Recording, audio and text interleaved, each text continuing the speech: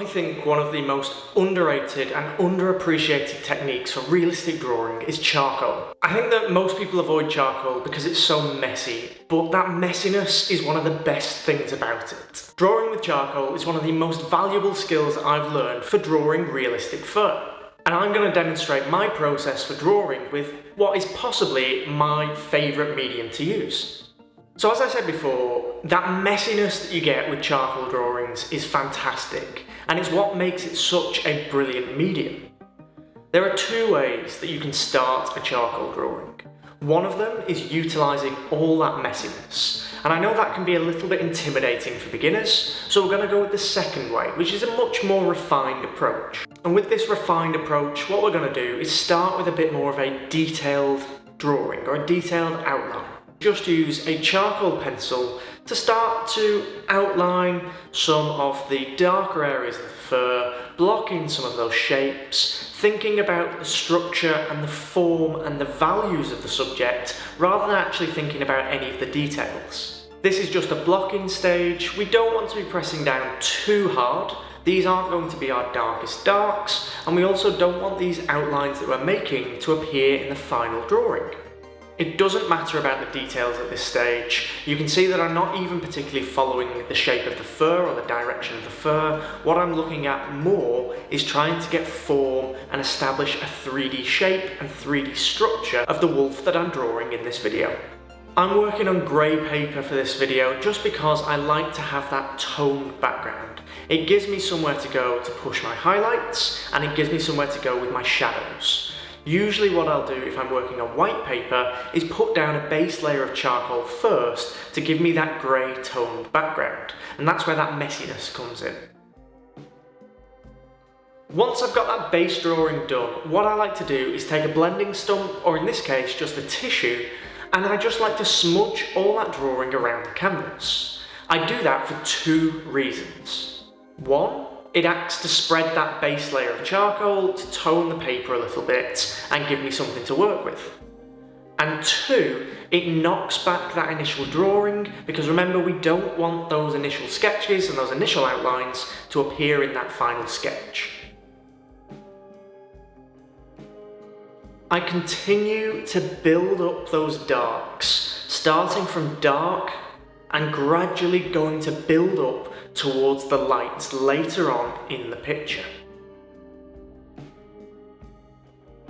Your absolute best friend when you are trying to create realistic charcoal drawings is this guy, a putty eraser. These are absolutely fantastic tools, and it is an integral piece of kit for whatever charcoal drawing I'm trying to create. I find these guys so good because they last such a long time. As soon as they start to get a little bit dirty, you can just knead them in your hands, and it just completely removes all of that excess charcoal. This is actually a new piece of putty eraser. The ones that I actually use for my large drawings are a lot grayer and a lot darker than this because they're covered in charcoal, but they still work as that eraser. I also really like them because you can create really sharp lines just by moulding it in your fingers. You can also leave it quite large and as a solid shape, and that allows you to create larger, blockier, and sometimes softer marks when you're erasing.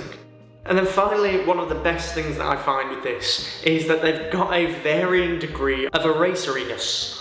What I mean by that is you can take away lots of charcoal from the surface by keeping it quite fresh and quite clean, and you can create very sharp, neat edges that have removed all of the charcoal from the surface.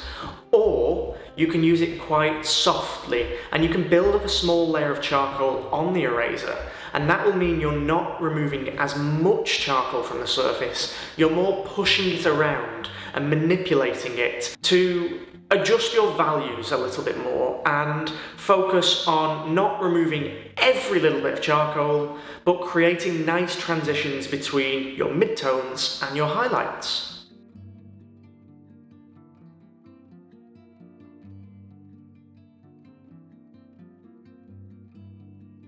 Then my final secret weapon for creating realistic fur or realistic drawings using charcoal is use a white pastel pencil as well. It really allows you to push those highlights and really make that drawing pop and stand out. I use this white pastel very sparingly and focus on only the areas that are being hit by the direct light. The really good thing about these pastel pencils is you can vary how hard you're pressing. So for areas that are in the light but may not necessarily be as bright, you can be quite gentle with your marks. Whereas the areas that are really intense, bright white highlights, you can press a little bit more firmly, being careful not to break the pencil of course, but it just allows you to have that extra variation and extra transitions between the lightest lights and the areas that are in the light but may not be as bright. For me, that messiness that you get with charcoal, getting it covered on your fingers, on your hands, on the table, that is just an advantage. That is what makes charcoal so fun and good to work with. You can manipulate that mess and push and pull that charcoal across the surface of the paper. You can really add contrast to the highlights and the shadows and really establish that 3D form and structure to a picture just using that black and white. What's more and what's even better, something that I find, is the finished pieces don't have that shine and that glare that you get with graphite pencils or graphite powder. It creates a much more, in my opinion, finished and finalised piece that looks much better in real life when compared to a picture that had been done in graphite.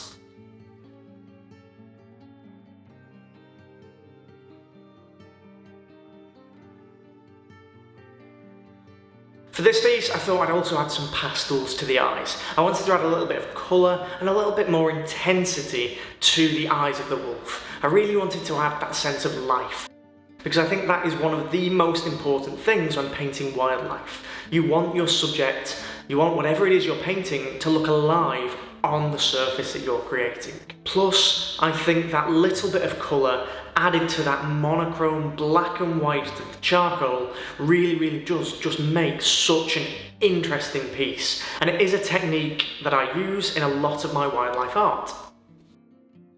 If you've enjoyed this video about drawing realistic fur and using charcoal, why not check out this video here about how I paint realistic fur. I go through all of my best do's and don'ts and greatest tips for painting realistic wildlife. Thanks for watching.